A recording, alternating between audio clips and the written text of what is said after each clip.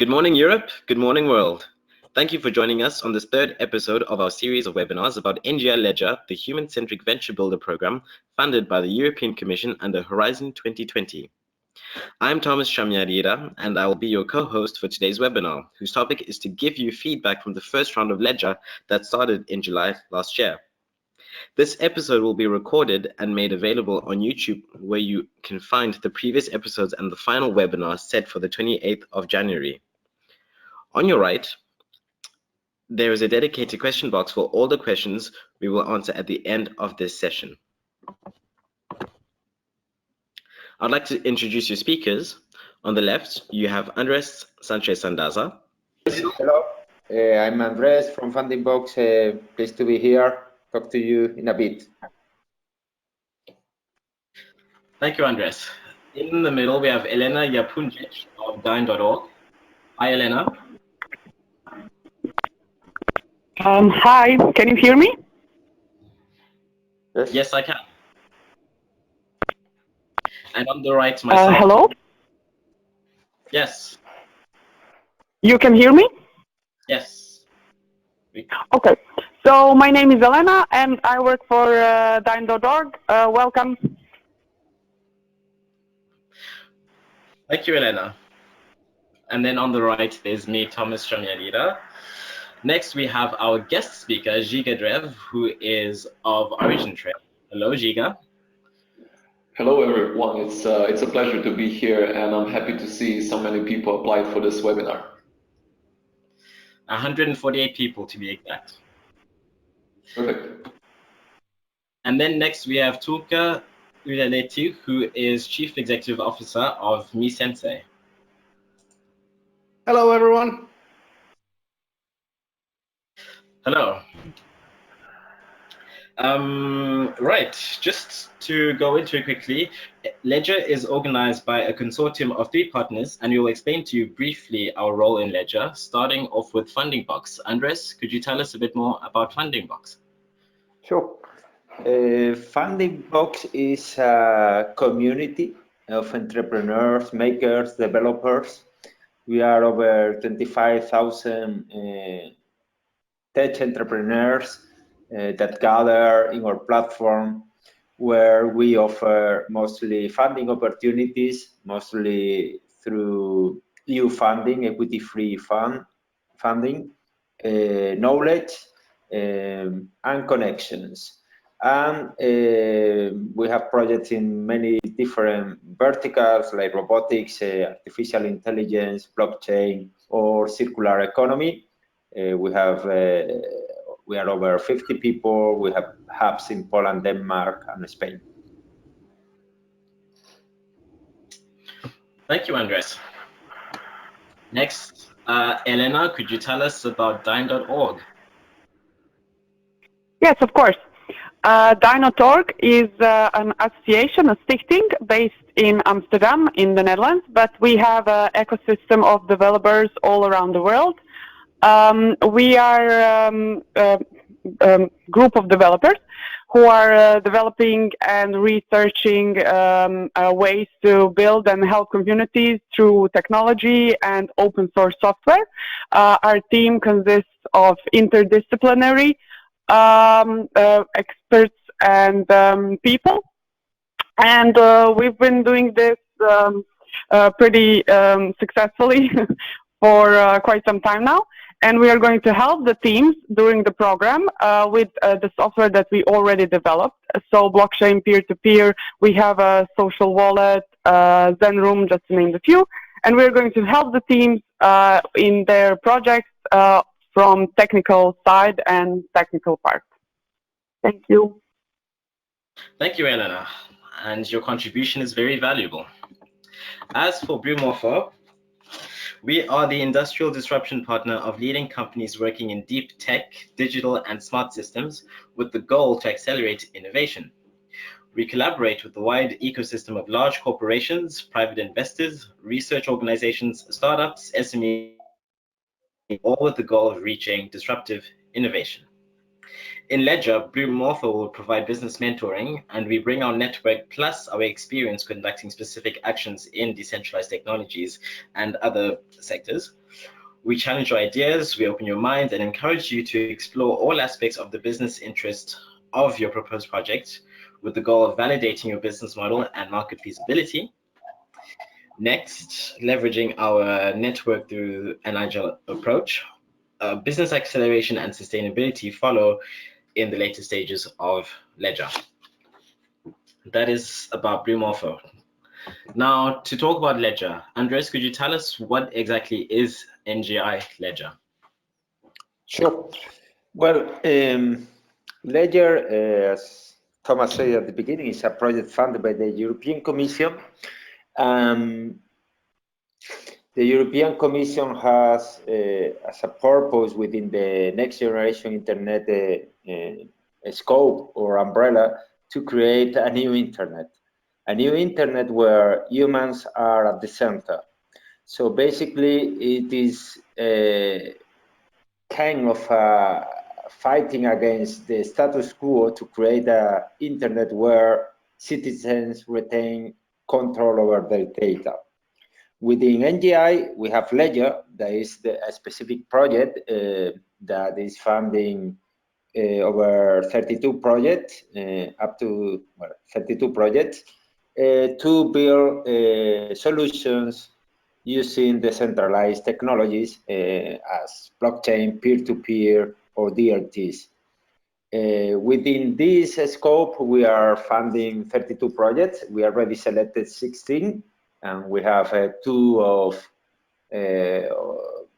participants today, Siga and Tuka, who are part of our current batch, the first batch. So now we are selecting another 16 projects, and we are offering up to 200,000 euros in equity free. So you won't be giving any part of your company if you participate and win access to the program. And the current open call is running, and it will be closing at the end of the month, the 31st January. Next. So the program that we are offering is a 12-month venture builder program where every participant that gets into the program will go through different stages.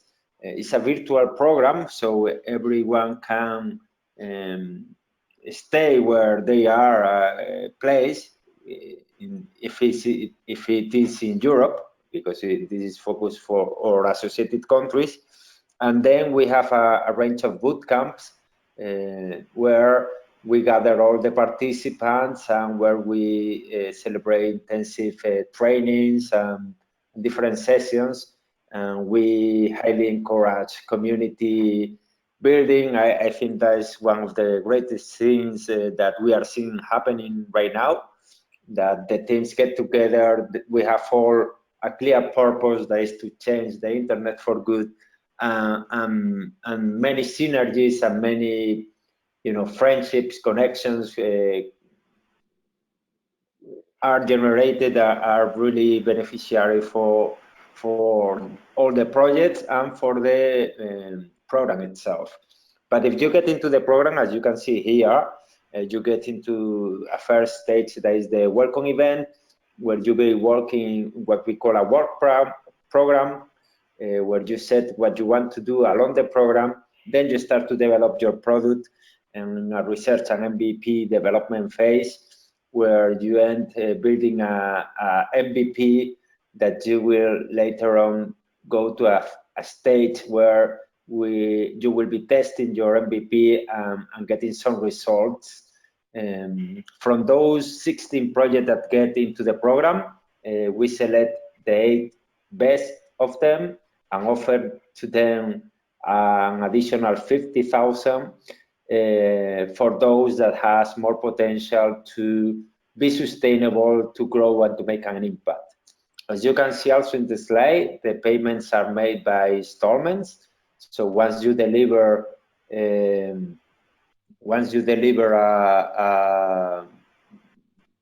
let's say when you achieve a milestone and you deliver something specifically, like the work program or the mock-up or the MVP, we release the money for you. And in the meantime, you will be attending boot camps. As you can see here, there are 5, ending with a demo day where we will bring some investors and some people to try to create more awareness of your project and to potentially raise more money so you can grow your business or your proposition. I think that will be it. Thank you very much for this explanation, Andres. What we're going to do is we're going to give the floor to our first guest speaker, Giga Drev of Origin Trail. Hi, Giga. Could you tell us about your experience in Ledger and about Origin Trail? Yeah, perfect. Let me just stop for a while to see why slides are moving. Am I in full control of my slides? Okay. Yes, you do. Perfect. So I guess I'm just clicking in order to move forward. Okay, good. Thank you. Hello, everyone. It's a pleasure to be here to deliver a testimonial on our experience in throughout the LEDGER program. I'm one of the founders of Trace Labs, the company that has been involved in making supply chains more. Oh, there's a note here. Okay, good. The company that has been involved in making supply chains more transparent. This has been our mission since 2013, and throughout that journey we have experimented with several different technologies, and then upon stumbling upon also Ledger among others, we saw that this is a great opportunity not only to get some sort of a support in form of mentorship and also in part of in funding, but also to increase your to amplify your outreach towards different communities. And communities so the way we grow is typically through communities, because if you want to increase networks, it's typically delivering value by having several stakeholders on board. And in supply chains in general, it is very much important to have a bigger community behind you, because supply chains are typically plagued by poor visibility. And this poor visibility is putting a lot of bad impact on the planet. And I'm sure that you have all heard of the recent fires in Australia, which are one of the results of very bad sustainability practices throughout the entire globe. So our mission here is to be improving supply chains and also making it possible for US consumers to be buying products that are coming out of sustainable sources. But of course, in order to do that, you need to help supply chain participants improve transparency and the way they exchange data, so that eventually you can achieve something that is similar to what we see here on the screen. So full supply chain visibility, enabling you to see what has transpired and where the product is coming from. So going back and seeing what our journey was about. Oh, I keep getting this message. I'm not sure if you guys see it as well. It's a bit annoying, but I guess it's gonna stop now. Yeah. So why in particular we joined Ledger? Ledger was to improve the way we market and improve the way we communicate towards different communities. And having food data market developed in the scope of the Ledger program, and the food data market is currently at the stage where it's being tested in the operational environment, allows us to be more successful also with other solutions that we have built. Namely, we have built proprietary solutions allowing consumers to know where products are coming from, not only in food supply chains, but also in other supply chains across the globe. We're also part of the Walmart innovation pipeline in China since 2017. And back in 2017, all until 2018, we have been building an open source protocol based on blockchain that is enabling companies to exchange data and secure data records using blockchain in a scalable and secure way. And since, of course, Ledger is also aimed towards companies that are somehow savvy of decentralized solutions, LEDGER seemed as a very good fit for us. Now then, going forward, we started developing decentralized solutions back from 2017 all up until now, and launching several different solutions. Among them, of course, food data market, which is now at the first stage. And what you can see here is an example of how farmers and how brand owners can get involved in the future in the future data economies. So the main aim here is to incentivize farmers to share more data along the supply chain. The main problem here, of course, is that farmers are, first of all, they lack digital technologies, so somehow they need to not only collect data, but somehow they need to receive incentivization to collect data. And the best way to incentivize farmers to collect data via the camera devices that we use and several sensors measuring temperature at the poultry farm, as you can see in this example, is to give them a means to transfer and to exchange data for some form of value. So the food data market is here for them to help them structure, valorize, and at the end of the day to monetize their data, selling it downstream supply chain either to brand owners or retailers. And then at the end of the day, retailers can use that data for different purposes. One of those purposes was demonstrated on one of my slides, whereby they can use it in different campaigns, marketing campaigns, showing consumers what's the provenance and more information around a product, about every specific batch of a product. So what more could I say around the LEDGER program? It's been a very exciting experience. It's one of the most versatile programs that we have been part of. We attended several workshops, some of them located in continental Europe, in Amsterdam. I think now the next one is going to be somewhere in Naples. And then one of the workshops that we did took place in Sicily. So it's a very exciting program. You get to travel and meet people from different parts of Europe, and that's a necessary precondition, of course, to improve kind of the scalability potential of your solution. So I would warmly recommend you to write a proposal. It's a very easy proposal. You submit it via funding box. Try to keep your answer short and concise. Focus on impact of your solution, and of course, be mindful that you do need to explain how your technology will actually achieve some of the goals from the verticals that LEDGER has defined as priority verticals. We have focused on sustainability, but I'm sure that plenty of solutions can be fitted into the verticals that LEDGER has proposed. So good luck to all of you aiming to apply for the second open call. Thank you. Thank you very much, Giga. It's true that food data market, or should I say, the food data market which is being developed for Origin Trail is a good example of the human-centric values that LEDGER is trying to promote. And I'm happy that you recognize the versatile nature of LEDGER, in that it's not just about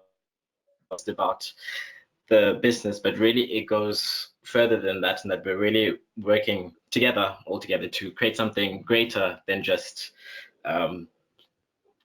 blockchain or distributed ledger applications or anything that seems very simplistic. Elena will be talking to us about human-centric on the next slide. Elena, could you tell us a bit more about that? Yes, hi, thank you. And thank you, Giga, for your kind words. So Dyn is providing technical support. As I already said, we are developing open source software. We are very proud of that. We are helping communities. We are trying to engage citizens. We are trying to help and oriented on humans. So what we are trying to do through LEDGER is to define and to help promote human-centric solutions. what that actually means in practice is that through boot camps and through working with the teams, we are trying to really establish that what we are working on is new and has citizens in the center. So it started during the 90s, the wording firstly emerged when the Council of Europe in the Oviedo Convention said the human being's interests prevail over the sole interest of society or science. What, in the words of European Commission today, it means that social innovations are new ideas that meet social needs, create social relationships, and form new collaborations. Digital prosperity will inevitably have to go hand in hand with citizens' well-being.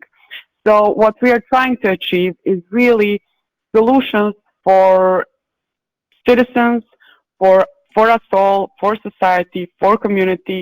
Technology should enhance our lives, not go against our ideas and well-being. So when we talk about verticals in LEDGER, it should be based on human-centric, but we offer 5 defined verticals, such as health, economy, mobility, public services, energy and sustainability, and the 6th one, that's open vertical, where you can combine all of those verticals, some of them, or you can create something that does not fall under those verticals, but is still based in human-centric. It is called open innovation. So yeah, that's it. Thank you. Thank you, Elena. Now we're moving on to our next guest speaker, Tuka from MeSensei. Hi, Tuka. Hello, my name is Tuukka. I'm the CEO and co-founder of MeSensei. MeSensei is a startup which applied to LEDGER program in association with Aalto University to form a team called Unified Science. And Unified Science is a project where we research with Aalto institution how to implement local economies. My company background comes from building technology for different kinds of communities, and in each of these communities, a lot of value might be created. It could be mentorship, it could be knowledge exchange, support, networks, whatever. But a very few of these communities track these contributions on a level of keeping a ledger. So Aalto University researchers proposed us that we would be the technology partner for them to move forward the research on local economies and tracking of contributions in different communities. And that's how the project got started under Unified Science. And the specific domain that we looked to research is academic collaboration. Can I have the next slide, please? So the goal for us to apply for LEDGER was to get some kind of a frame or structure to justify that why would we as a tech company invest in building highly exploratory technology that is not unproven, and on the other hand, how the university researchers would frame the project for them inside their own institution, and why would they spend time on this. And the LEDGER gave us a perfect context to bring our teams together and apply jointly to create a project that gives us both that frame that we needed for closer collaboration. And that's how we got started. And the goal that we had was uniformly to explore what the local economies mean conceptually, and how do the distributed ledger technologies enable them. Our company was not very advanced in distributed ledger technologies. We were creating a decentralized platform, but we had deliberately stayed away from blockchains because that domain was so fastly moving and full of so much hype and full of so many empty promises. So for us, one of the main contributions from this program was to get associated with groups like DINE and other teams working on this technology for real. And this is a big difference. When we got to work with DINE, we got understanding quite quickly about what are the true limitations of these technologies and how should they be applied. And even better, they had ready technology that we could build on top of. So we didn't have to invest a lot of time and effort and take a lot of risk. And we were able to jointly with DINE team to create our first Genesis block on using their technology of Zenroom and Sawtooth. And this was a fantastic by its own right. But this goes nicely to my summary slide, if you can move on to the next slide. That what we've learned for the last 6 months in this program. I don't know if all of you or any of you have been in an of shapes and sizes, compared to a very traditional acceleration program where you have a lot of presence of a community every day or weekly meetings and everybody working together. This program is not like that. This program is that all the teams are based where they are all around the Europe, and it is up to you to figure out what you want to achieve and what you want to get out of it with their support. So what we got out of it is what we put in, and what we put in is that we used the framework of LEDGER to give us credibility to approach other universities outside Aalto and say that we have this program, we are funded by EU, and what we can do with you is a free pilot. And that pushed down an incredible amount of barriers that you usually face working with universities. They want to know that why are you talking to us, what does it cost, why is it like this, and so forth and so forth. But we have been able to sign up over 6 universities as pilot customers in the last 4 months just by saying, look, it's a European project, we are partnered by Aalto University, backed by EU funding, it doesn't cost you a thing. The only thing that we want is that you have a go and you provide us with the data and contribute to research. And that's as easy as a sell to get pilot customers as it can ever get when dealing with this particular target segment. So that is what you get out, what do you put in. It's up to you to figure out the shape and the form, that how do you best benefit from this community. And the other one is the collaboration with Dyn. Our CTO has had a fantastic time working with the Dyn team on thinking about the technology, and also with other teams. So I can say that we have manifold increased our understanding about what is involved in LEDGER technologies. But as it always, as you are entrepreneurs and startups, you know that you are on the driver's seat. This program will not drive your business for you. It does not automatically mean success. It means that you have to work very hard, but you'll be supported by something that is quite unique. And I think that's the sort of the core of it. So if you are a newbie, you have never been to an acceleration program, you have to understand that this kind of a program puts friction and pressure your team, and there is a lot of involved in meeting the deadlines and trying to compete for being among the best teams. But if you have the resiliency and capability to adapt and deliver, this is the right place to be. And for the veterans who have already been in these programs, the only thing that you need to know is that does it level up your game? And in short, yes, it does. Absolutely. Very highly recommended. Thank you for Dyn, and thank you for Bloomor and Funding Box for the program. This has been really, really fantastic 6 months, and we look forward for the next 6. Thank you. Thank you, Tuukka. And indeed, you are right. Even though there is the consortium of Funding Box, Dyn, and Bloomorpho, we are here to give you guidance where we can, but the ball is really in your court as the teams. You have the opportunity, and it's up to you to make of it. Andres, could you tell us a bit more about the application process? Sure. Okay, so we go back to the practicalities. Thank you very much, Siga and Tuukka, for your explanations and for showcasing how the program acts. But let's go back to get into the program. For that, you have to pass through a thorough application process, where, as you know, now is the time to apply until the 31st January. So in our site, you will get in ledgerproject.eu, the first thing you see is a button to apply that will drive you to the Funding Box platform, where you will have to fulfill a questionnaire. If you get selected, then you will get, well, let me rephrase it. The best project will get through an external evaluation phase, where at least 2 independent experts will evaluate your proposal.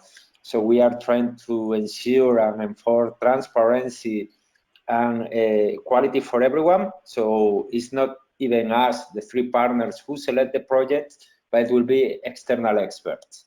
From those evaluations, we will get 32 projects that will be invited to the jury day. The jury day will be happening around April, I think, where you will have to go physically, pitch your project, and we'll have a jury composed by real expert, part of one member of each organization that is a partner, but also for external people that are part of our advisory board. So we want to highlight that we take this really seriously, that this is not about friends making calls to push us to get into the program, but that this is really a transparent process where we apply meritocracy, so only the best will get to the program. Next.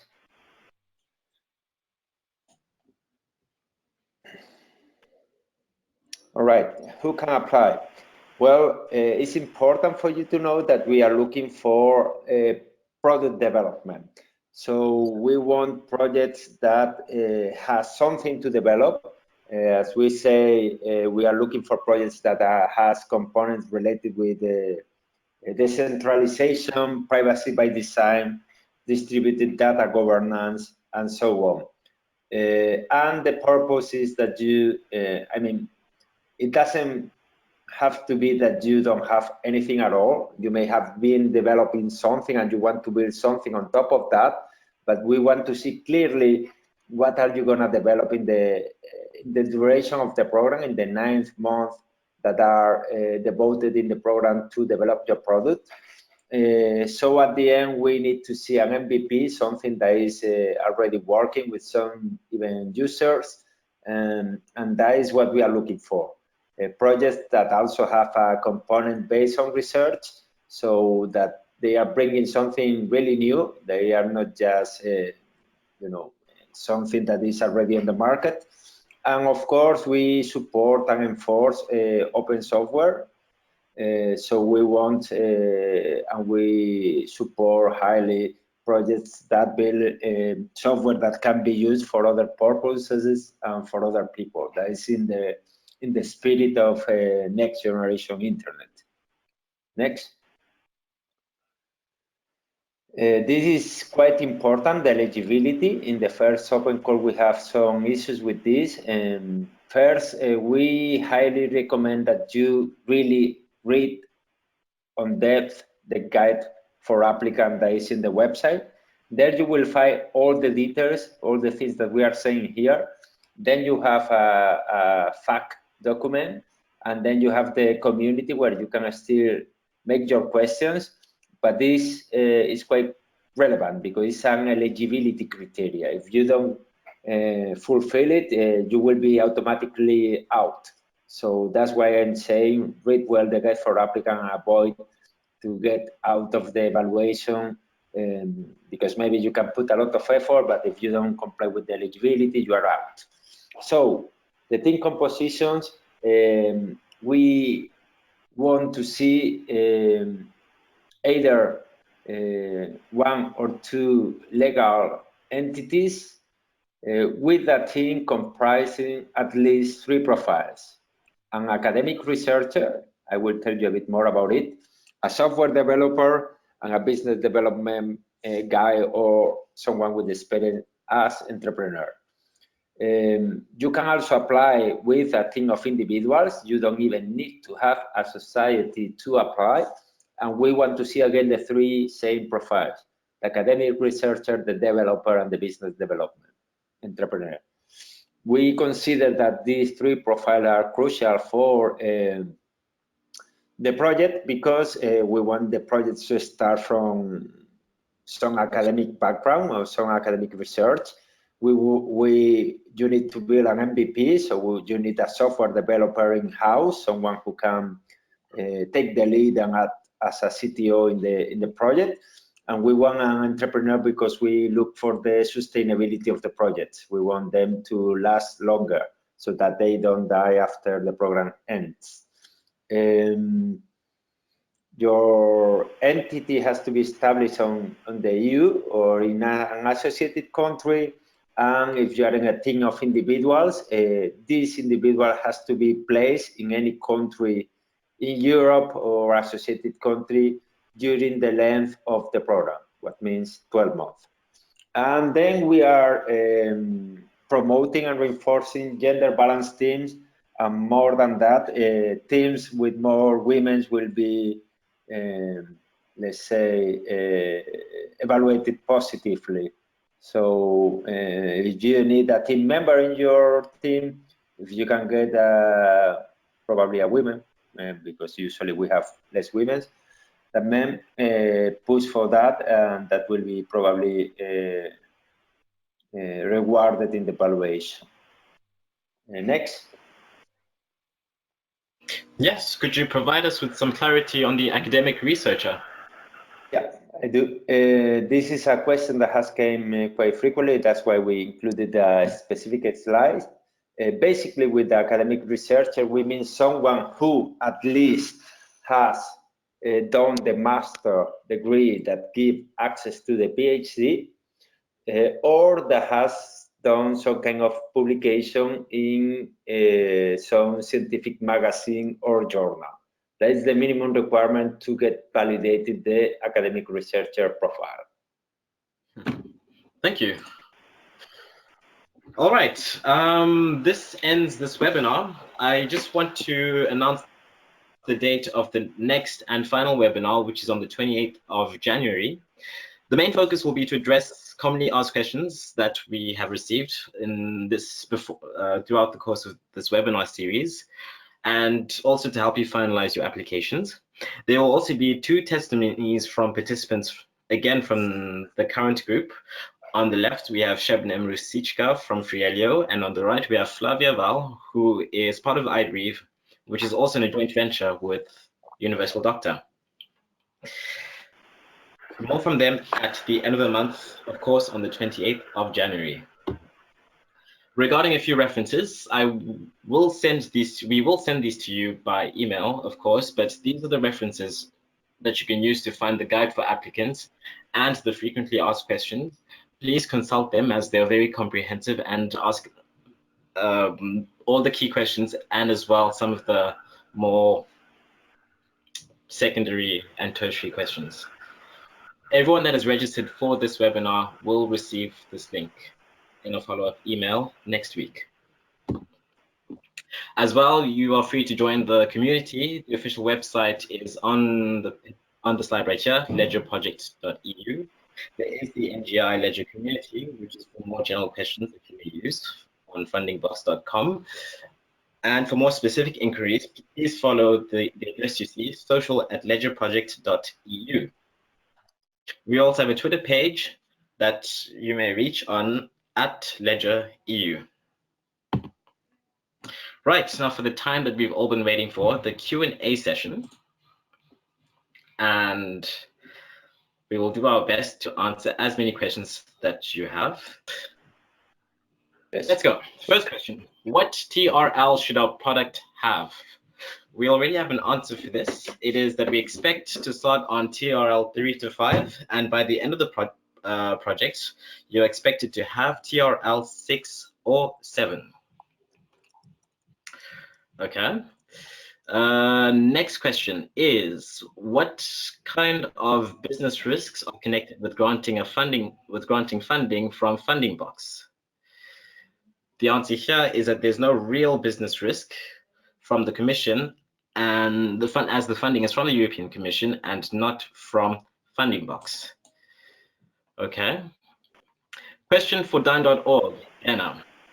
Do you have open source code available for digital identity development? If yes, on what blockchain can it be deployed? I'm sorry, can you repeat that, please? Yes, it is. Do you have open source code available for digital identity development? And if yes, on what blockchain can it be deployed?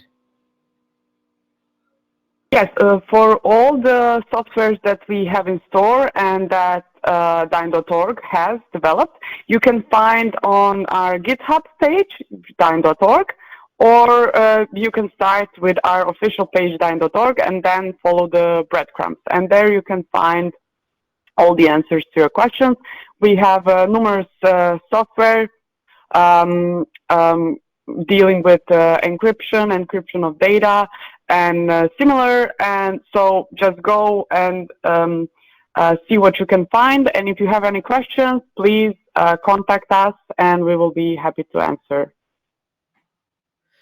All right. Another question for you, Elena, is what would be a sample MVP KPI required based on a contract for a new operating system? Well, KPIs during the project are something that you create yourself. The LEDGER program provides, with our help, just a basic grid of what you have to do and what we have to do during the program, with the consultation with you, of course, because it is your project at the end of the day. It is you that is developing it for the future. We are trying to make it as sustainable as possible after the program is finished. So everything that we decide on, we decide together it's your decision, but with our help and consultation. So the guidance is that you will develop on month 6 TRL level 4-5, and by the month 9 it should be MVP ready and working. So yeah, that's it. But it will depend on your project. Great, thank you. Another question is, what if there is already a project selected in batch 1, which makes something very similar to your project? Should we apply to LEDGER anyways, or similar projects are made redundant, which would mean that they're not eligible for batch 2? That would be a question for Andres. What would happen? Well, as we say, all projects will be evaluated by external evaluators, so they will be assessed in base of their quality. Say that once you get to the jury day, of course, if we have a project really similar, you will need to showcase that your project is really outstanding, so that we select you. So it's difficult to answer to that specific question, but we expect that all projects get same opportunities, even if we have selected some similar project before. Okay, thank you. There is a question regarding privacy and confidentiality. To find out more about exactly what content of an application may be disclosed online in public during the processing or even the post-award announcement. And this is because in your application, proprietary information and other details will be included. The answer to this is that we, as a consortium, we are very careful with the information that we receive, and the information in your applications will not be shared. We have a very strict GDPR policy that we follow. Okay, moving on to the next question.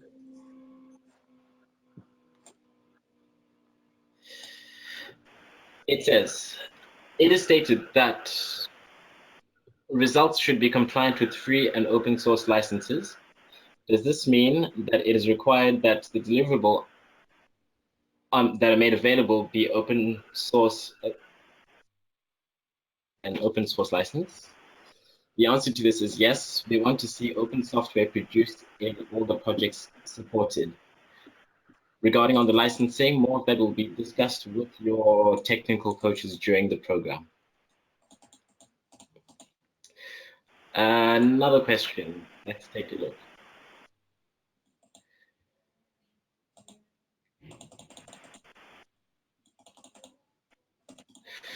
Okay. Question for Andres. Can the main applicant be a German subsidiary of an American company Is there a specific corporate/legal structure that such a subsidiary should have in order for it to qualify to apply? And is there a minimum duration during which such entity should have been in existence before qualifying to apply to this EU grant? Okay. Yes, you can apply if you have a subsidiary in Germany, if you have a legal entity in Germany, even if it's part of an American company, you can apply. You don't need any specific structure, just, you have a society that is part of another one, but is one in its own and is based in Europe, that's fine. And there is no requirement of a specific minimum duration of the entity to be based in Europe to receive this specific grant of LEDGER. I don't know about others, but this one you don't need to have been created for any period, a specific period of time. Okay, great. Another question is about a company whose technology is already at TRL8, but they're looking to apply to LEDGER because they're looking for a solution or a tool that will help their users and citizens control their data. Is a company whose technology is in TRL8 in the scope of LEDGER? Well, in principle, no. TRL means that you are already in the market and that you are not planning to develop anything. I mean, anything substantial, you are more in an iterative phase. If you plan to develop another product on top of that, that kind of make a different one, then you can phrase it that way, then maybe, and then it could be feasible, but for you to get into the program. But of course, if you are in TRL 8, I'm not sure what you could want to do in LEDGER, because this is about MVP development. So yeah, that's the answer. Okay, this is a very specific question. I encourage the person that asked this to contact the email address you see on the screen, social@ledgerproject.eu, for a more targeted answer, if you like. The next question is, if there was one legal entity, a self-proprietor, for example, does the self-proprietor need to hire 2 more people to apply? Mentions that are the profiles we've mentioned before. The answer to this question is yes, as every participating team needs to have the 3 profiles that were indicated in the slide beforehand. Next question. The UK intends to leave the UK intends to leave the European Union on the 31st of January, but is then technically still in the EU and under a transition period until at least the 31st of December 2020. So are UK-based companies eligible? The answer to that question is, at the moment, to apply, UK-based companies are eligible, and the exact what happens after the 31st will be communicated to us, and we'll be able to give you more information once we've been given more information. But until the UK is still part of the EU, you are free to apply.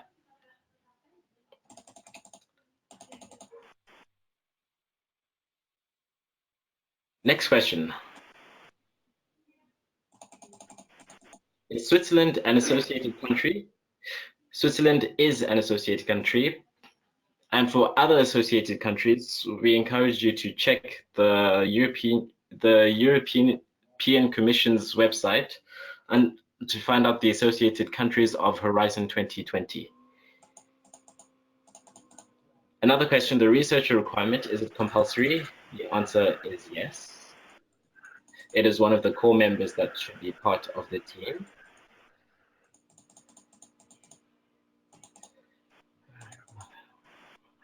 I'm searching for the next question.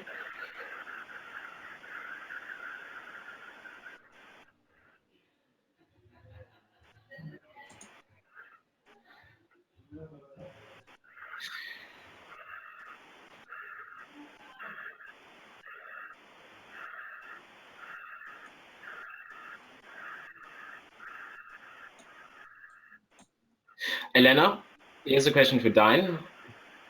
Do you have examples of live products where Dine Tech and digital identity authentication is being used? Yes, so on dyn.org, we have a lot of documentation on that. But for example, our technology, Zenroom, was used during the referendum organized in Spain, for example. So if you just go online, write down Zenroom, you will receive a lot of information on the official website for that specific software. Thank you for that. A question about residency. Is there a restriction for individuals to be citizens of the EU, or is residency enough? And do they have to be living in the EU to be part of LEDGER?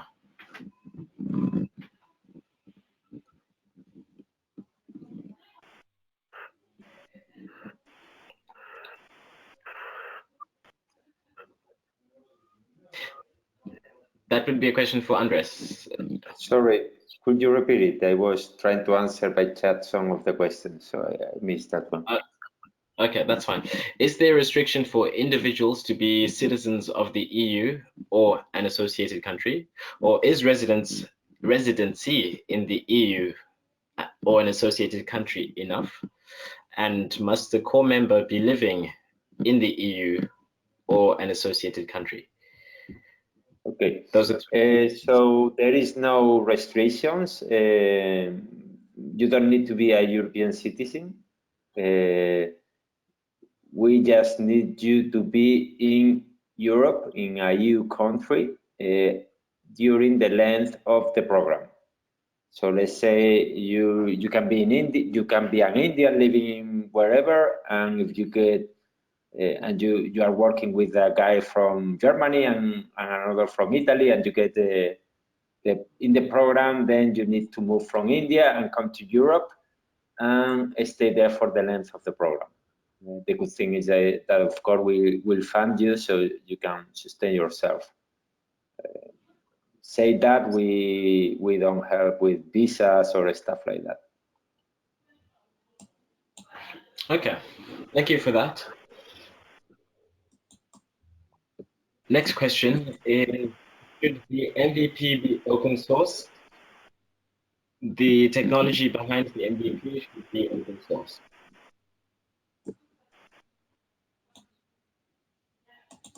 Moving on to another question.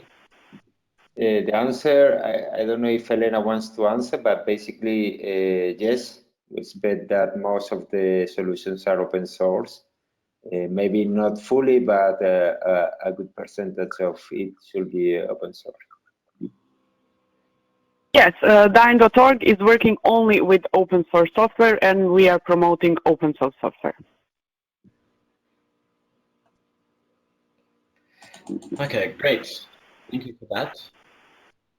Do we need to specify the sector in which we apply during the application, or will it be automatically assigned by you? During your application, you have to select one of 5 verticals, and if you feel that you do not fit in any of those 5, you may select the vertical open innovation.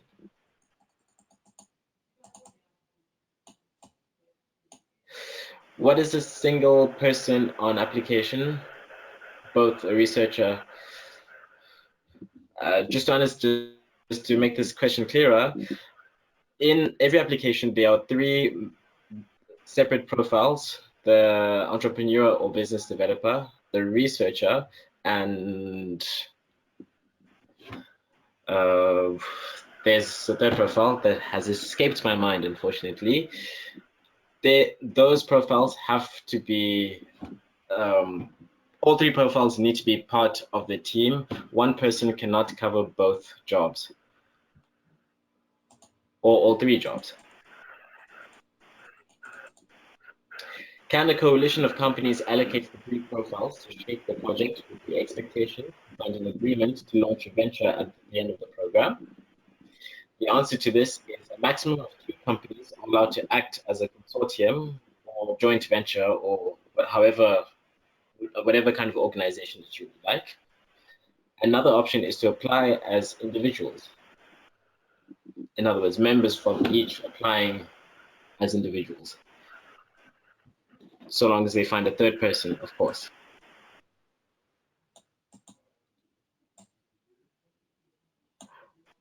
Looking for the next question. Will it be mandatory for all the members of the team to be at the international events like the bootcamp? It is mandatory for the core members of the team to be at the bootcamps. That is the answer.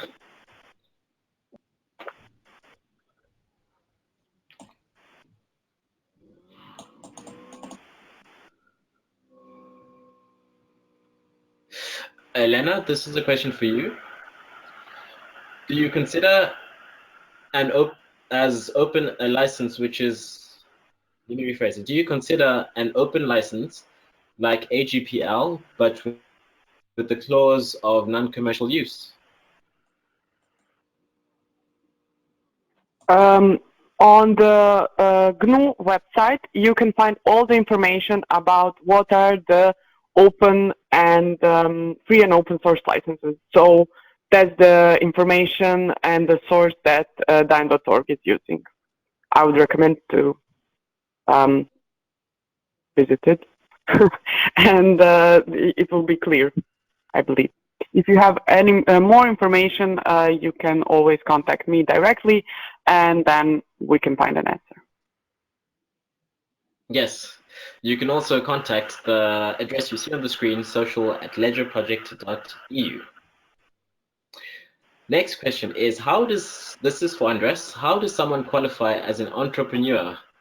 For example, could someone that's not educated, that has lots of money, apply?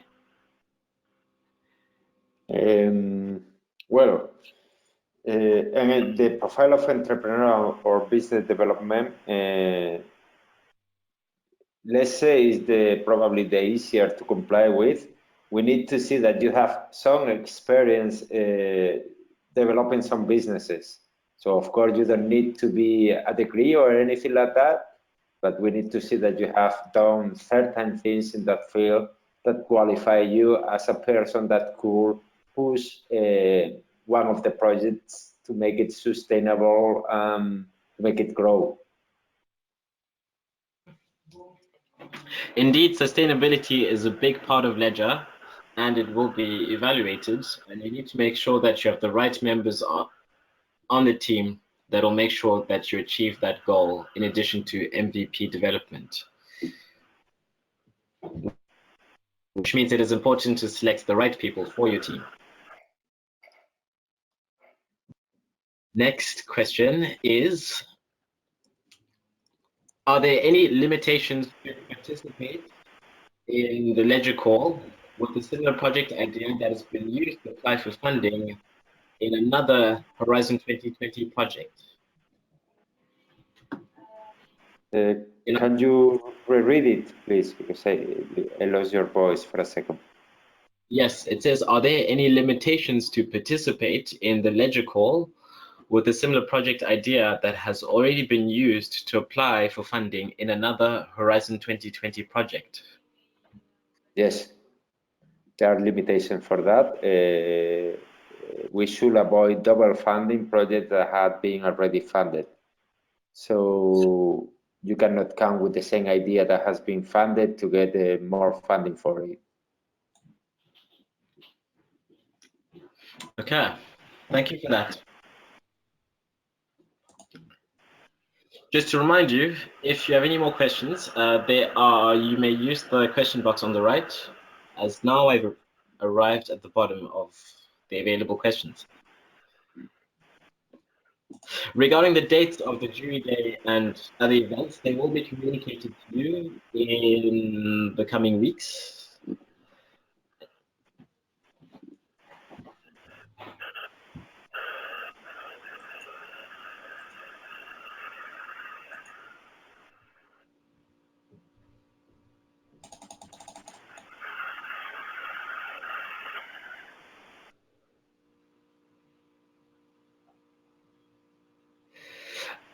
Andres, there is a question. It is, our project includes 4 main partners, 4 external subcontractors that are individuals. Should they give complete details about external subcontractors in the proposal? Well, I didn't fully understand, but I understand that it's about subcontracting. Again, if you are applying as an entity, we want to see in the entity these main 3 profiles that we are talking about. Then you can subcontract whatever you feel like is needed for the project. Of course, this is about the software MVPs, and you need to do software development. We may see it's quite common that some projects have some core team members and they have some freelancers to develop software or stuff like that. That is all right. But again, we need to see that the core team, the guys who are going to push the project, you have those 3 profiles we have spoken about. Okay, thank you. Can you please give an example about how to build a sustainable software, how to build a sustainable business with open source software? The answer to that question is Nextcloud is an example of a business that uses open source software. Moving along.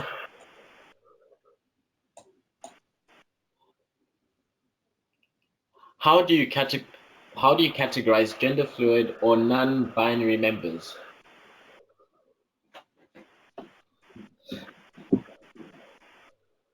The question hasn't been directly dealt with, but I would imagine that we would consider it as an increase to gender diversity.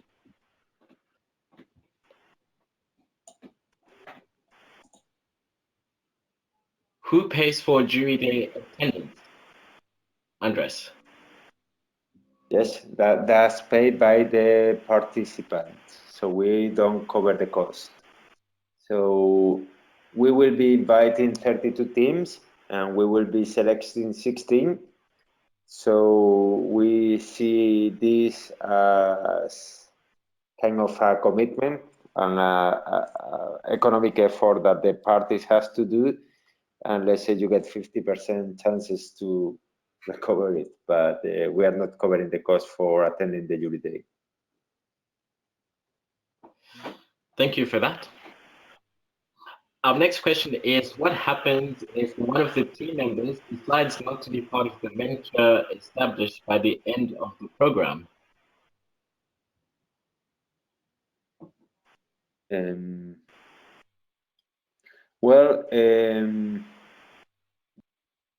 If it is at the end of the program, if it is once the program has ended, we can do match.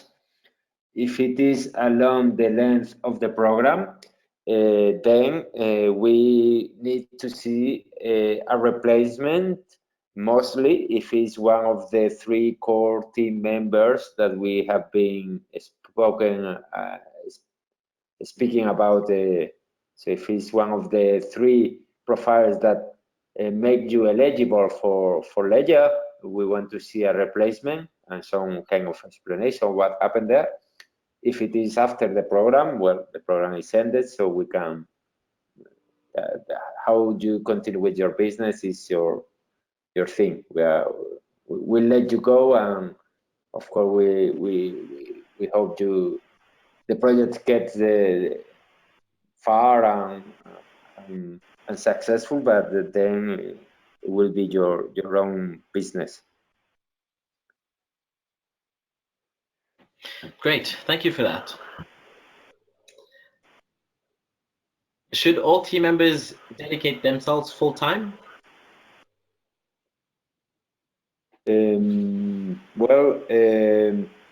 Not necessarily.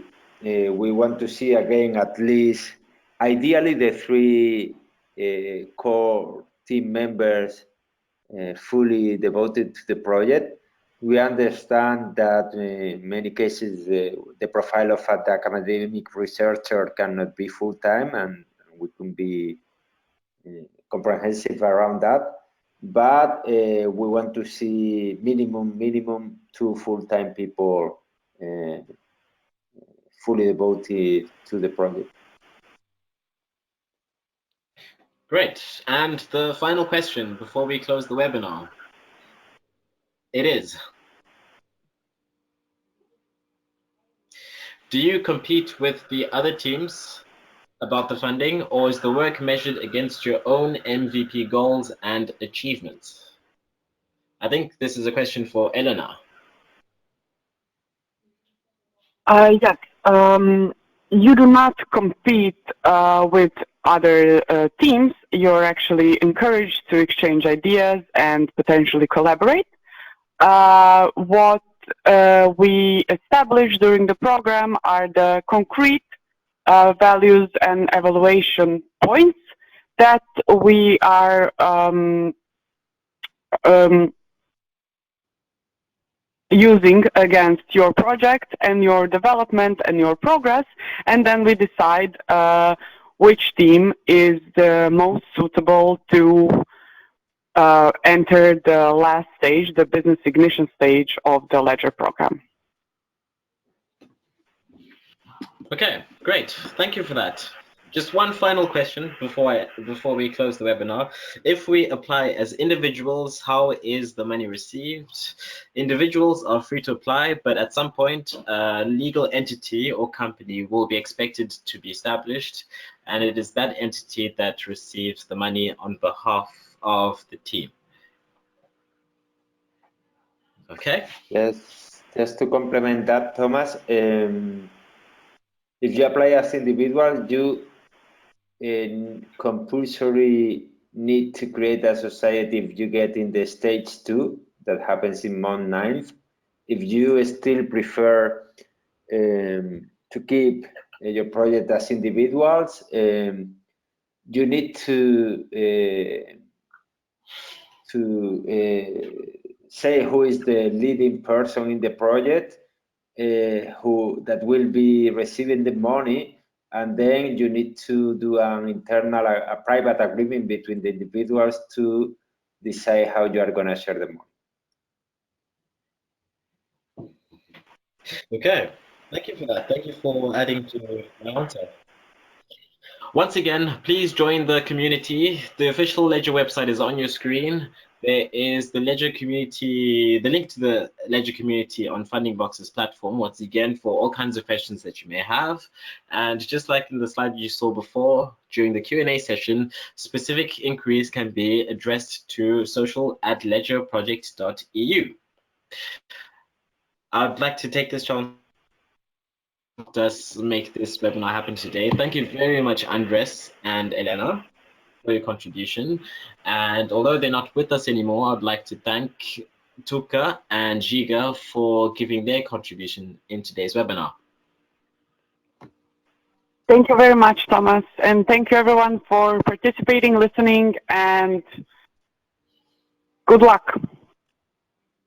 Yeah, same here. Thank you very much for attending and spending some time with us. Good luck with your applications. Bye-bye. Good luck and goodbye.